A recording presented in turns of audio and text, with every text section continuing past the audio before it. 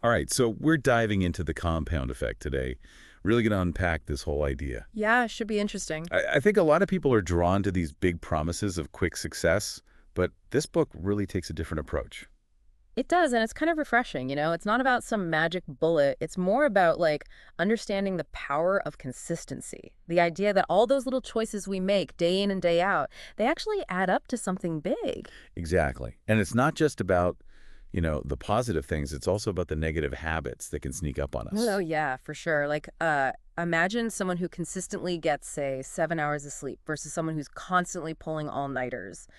Over time, that sleep debt really accumulates and it impacts everything: energy levels, focus, even decision making. It's so true. I've definitely noticed that with my own sleep habits.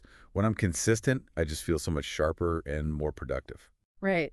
And, the book uses this great analogy of a snowball rolling down a hill. At first, it's just a tiny ball barely moving, but as it rolls, it picks up more snow, gaining momentum and size.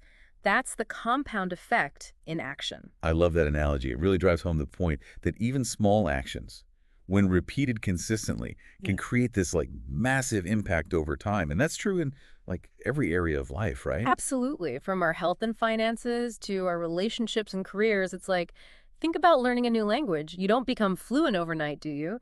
It's about those daily vocabulary drills, those awkward conversations that slowly build up your skills. Oh yeah, I remember when I was trying to learn Spanish, it was so frustrating at first. I felt like I was making zero progress, but I just kept at it.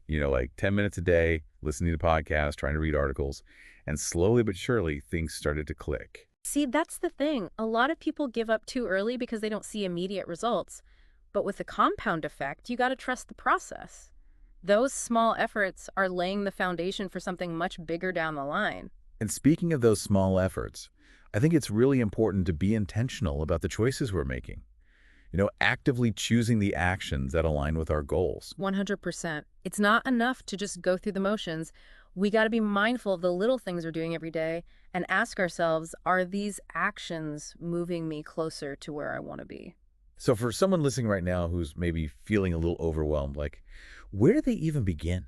Honestly, it's about starting small, Hmm. really small. What's one tiny thing you can do today that if you repeated it every day for a year would make a difference? It could be as simple as drinking an extra glass of water, reading a page of a book, or taking a 5-minute walk. Those tiny actions are so key, right? Because they're doable. They're sustainable. You're not going to burn yourself out trying to make massive changes all at once. Exactly. And as you start to feel those small wins, you build momentum, you gain confidence, and then you can gradually start layering on more positive habits. I think that's a great takeaway for our listeners. The compound effect isn't about making drastic changes overnight.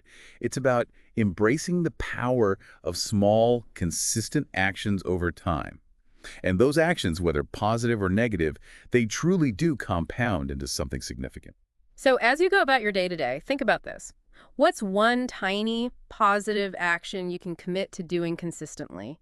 And how might that one small action transform your life a year from now or even 5 years from now? It's pretty amazing to think about, isn't it? It really is. Thanks for diving into this with me. Absolutely. Always a pleasure.